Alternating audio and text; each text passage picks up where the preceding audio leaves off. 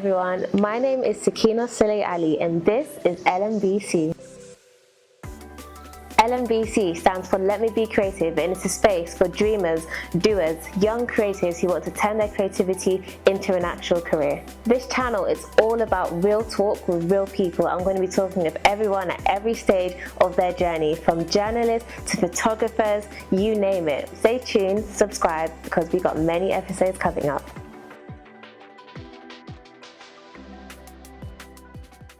Welcome back everyone to another episode of LMBC Let Me Be Creative. Today's topic is Let Me Be a Frustrated Intern. Now, I know many of you may have clicked on this video because this is something you have experienced yourself. You have been there where you were the frustrated intern, and let me tell you, so have I. So in this video, we're going to be unpacking first, what is an internship? How do you get one? My personal experience with internships. I've done quite a few internships now, so I'm going to share my story. And then we're going to unpack, why do we feel like we can't be frustrated interns? So an internship is a placement that you usually do in between your uni years. As a student, it's great to get some in-person work experience to basically put what you're learning and apply it into a real-life work scenario. It's not just to actually do the job, but it's also to be in the environment, meet the people, make some connections. It's supposed to be a great opportunity for you to learn as a young creative. However, if you're not in the best place, if you're not in an environment where people understand that and people want to nurture that, that's kind of where the frustration comes from. And again, it's not the person's fault, it's not the organization's fault. Everyone has busy schedules, not everyone's able to answer emails, but there are certain things that make an internship great, and even if it's not exactly what you want to do, exactly the place you want to end up, there's still so many things you can learn from it. The part I want to address in this video is that if you do accept to have an intern, with great power comes great responsibility.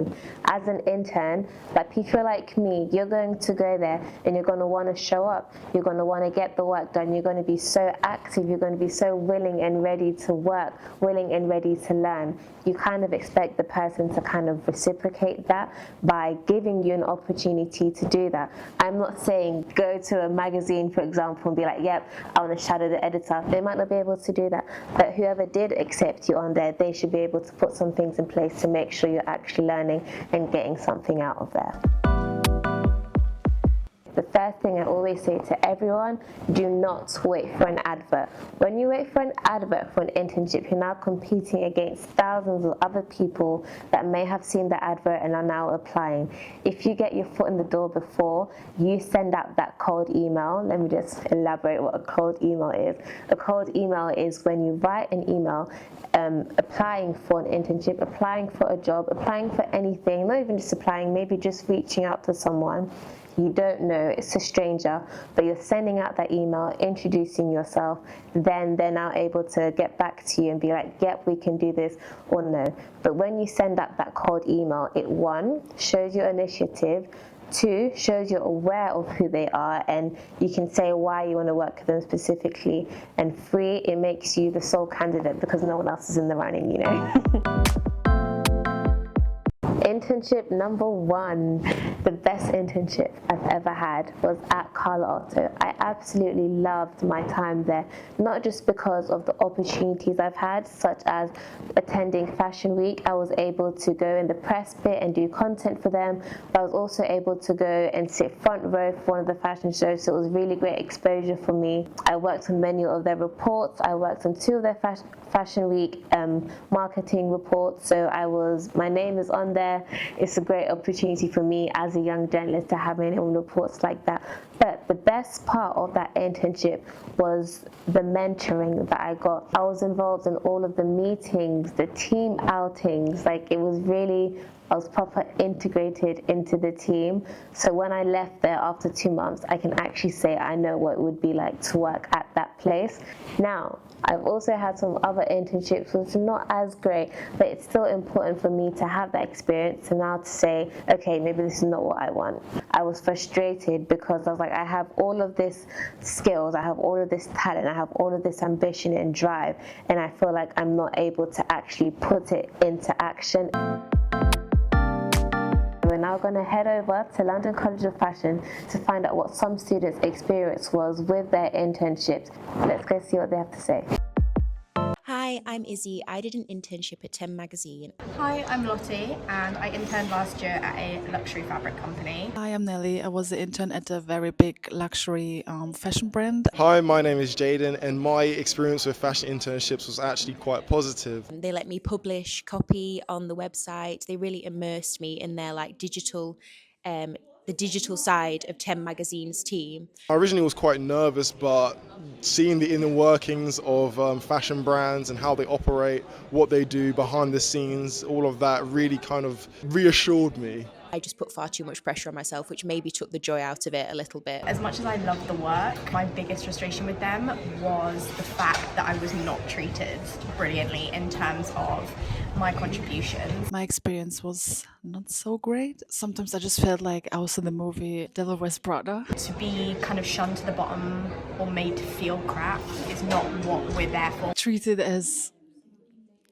I'm down here and the other ones are here. We're there to gain experience, and I understand that working next to someone who's making mistakes can be really frustrating, especially if it's then on you to correct them. The way they reacted or how they reacted and what they said to me, I just was too scared to ask questions at one point. But I just wanted to learn and not to feel bad about it. The office where we were working only had desk space for a few people, and then having me in the mix as well, there was just no space, and I think that caused major frustrations, as well as me making mistakes like every single intern does. And side note, no one should be embarrassed to make mistakes. I was just happy when it was over. Just give us the time, the space, and some grace. Wow, what interesting stories people had to share. Now, those are some real stories from real fashion students, real interns. But what really bugs me is the fact that loads of times people keep these stories to themselves.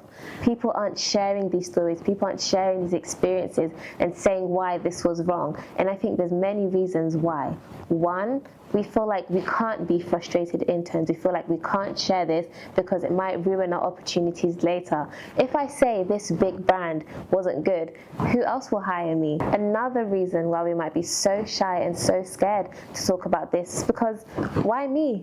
Why should I talk about it? No one else is. It's been so normalized in the fashion industry, especially in the creative industries, that interns are treated badly. Why should I speak up? Another reason why we can be frustrated interns is because if you want to do an internship, a proper full-length internship, how are you supposed to do it if you're not paid from it? Here's a stat from The Guardian.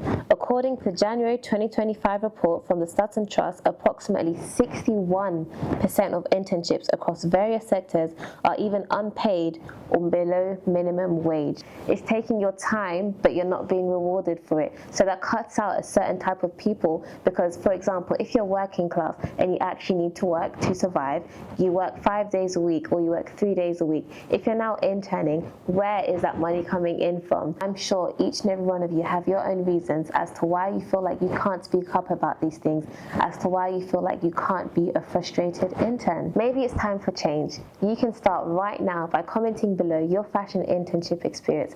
If it was bad, just accept it, say it how it was, and let's start changing. And if it was good, also comment that below to encourage other people that fashion internships, creative internships can actually go well. Let Me Be Creative is a platform and my way of making change in this industry. You can be part of that too by speaking up today. Make sure to subscribe, like, and comment on this video to be part of this change. See you in the next episode.